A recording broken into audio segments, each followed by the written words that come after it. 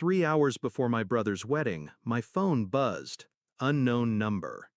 5 words that hollowed my stomach. Don't go. Check your husband's garage. I almost laughed. Almost. But my hands were already shaking when I grabbed the keys. I told myself it was nothing, a prank, but I knew the truth before I turned the handle. The garage door groaned open, and there it was, a suitcase. Not mine, not his. A woman's red silk dress draped over the edge like a wound. On top, a gift-wrapped box with my husband's handwriting. The tag read, "For S." And suddenly, I knew exactly who S was. Backstory setup. Sam, my best friend since high school, the girl who sat in the front row of our wedding, the one who cried during my vows and swore she'd never seen a love like ours. When I met Daniel, I thought I'd won the universe. He was attentive, ambitious, with that dangerous charm that made people lean in. Sam leaned in the most. But I trusted them both, blindly. Because betrayal from strangers hurts. Betrayal from the people you'd take a bullet for, that kills you slowly. Discovery of betrayal. It started small. Daniel's phone, always face down. Late-night work calls where I heard faint laughter in the background. Once, I smelled perfume in the car. Not mine, not subtle. When I teased him, he smiled too quickly. Clients, babe, you know. Then the invitations, events where I wasn't needed. Sam somehow always went.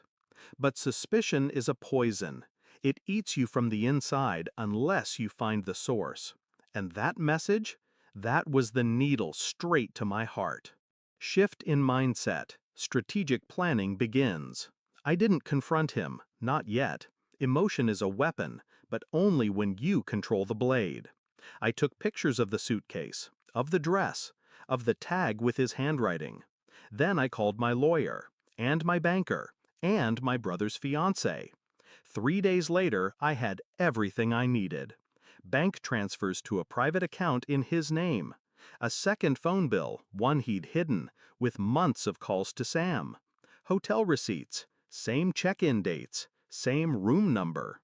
I didn't cry, I didn't scream. I planned. Step 1.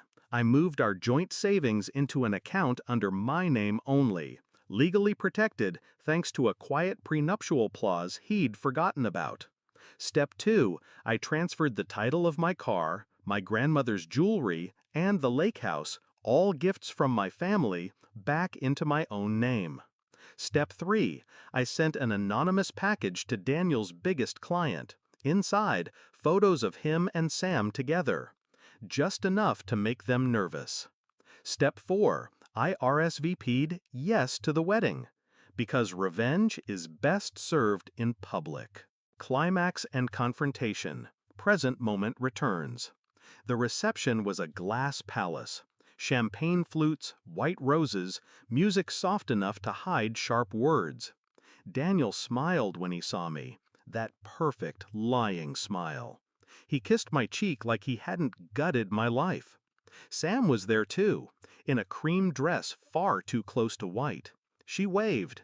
I waved back. When it was my turn to give a toast, my brother's toast, I stood, glass in hand. But I didn't look at my brother. I looked at Daniel. I want to talk about loyalty, I began. The room stilled. Loyalty, I said slowly, is loving someone enough to protect them even when it costs you everything. And betrayal is what happens when someone mistakes your trust for weakness. I pulled the phone from my clutch. One click, the projector lit up behind me. The first photo appeared, Daniel's hand on Sam's thigh. Gasps. Another, the suitcase, the dress, the gift tag. Silence.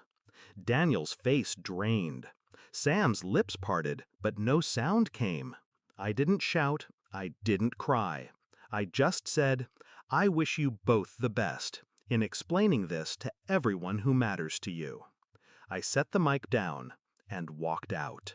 By the time Daniel stumbled out into the parking lot, I was gone.